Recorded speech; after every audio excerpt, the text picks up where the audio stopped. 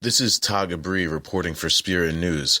U.S. Senate candidate John Fetterman made an appearance at the Interstate Draft House over the weekend. This informal meet and greet allowed local residents to engage the candidate and pick his brain on topics important to Philadelphia and the River Wards. Fetterman is the mayor of the tiny Pittsburgh suburb of Braddock and is responsible for helping to revitalize the once decaying post-industrial steel town. Fetterman spoke to residents about their community and touched on one very important issue to many Fishtowners. One thing, I was just joking outside that if I become your next senator, we're going to get some more goddamn parking in this neighborhood. It'll be 20 minutes to find a spot.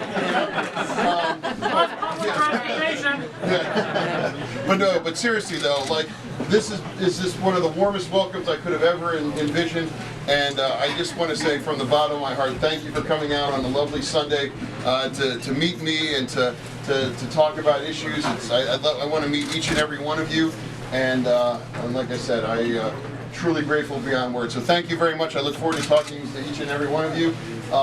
Ask me questions, anything you want. But thank you very much. That's my takeaway.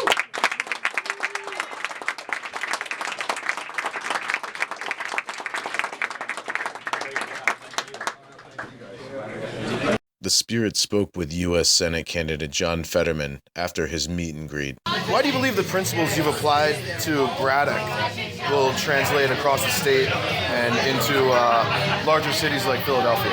Well, because there's all the same core issues. It's inequality. It's the nation's war on drugs. It's marijuana legalization. It's immigration. It's universal pre-K. It's gun control. It's gun violence.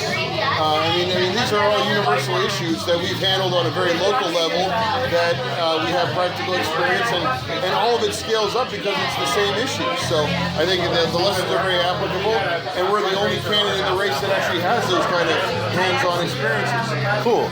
Obviously, you've drawn some attention for your appearance, your tattoos. And I wanted to ask you why it was important to get the names of the homicide victims from Braddock. Well, it's actually not their names. It's actually the dates. Sorry. And I'm not saying it's important. It's my way of dealing with my own grief over it, and a way of memorializing what happened. These folks aren't a news headline or a blurb on the evening news. It's like these were lives, and they had people that loved them in their life, right.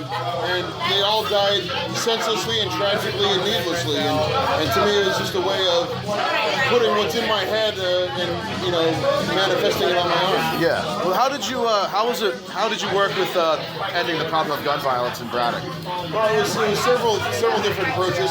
One, we partnered with some outside law enforcement agencies to bring some resources. Two, we installed cameras in hotspot areas where there was a lot of activity and where people were shot.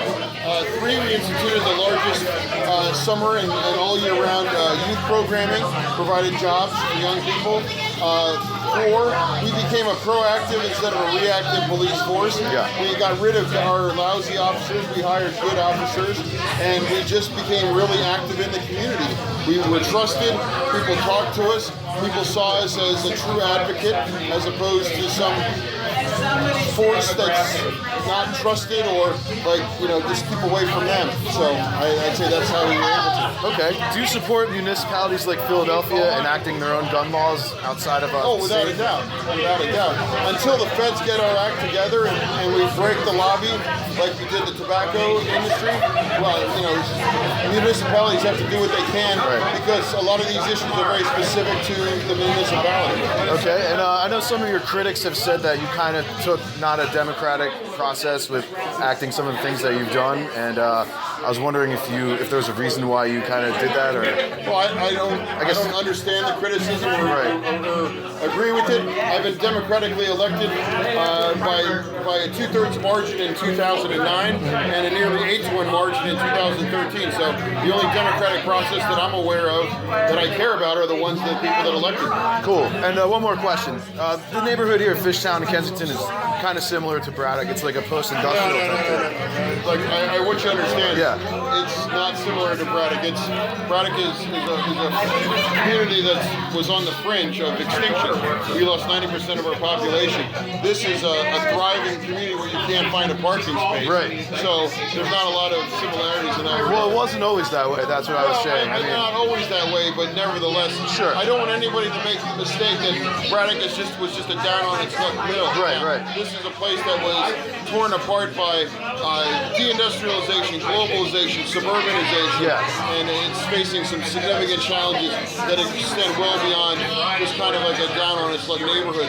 I would best equate this neighborhood based on the time I've spent here. Analogously, I would equate it with the Lawrenceville in Pittsburgh, if you're familiar with that. I'm not actually, no. But I don't want to interrupt your question, but No, I just that's- want to be clear that Yeah. it's two different worlds. I was kind of more speaking to like the historical aspect, as it was an industrial neighborhood, and the industry kind of left, and that was it. I just wanted to ask you what you want people that live in this neighborhood to know most about you.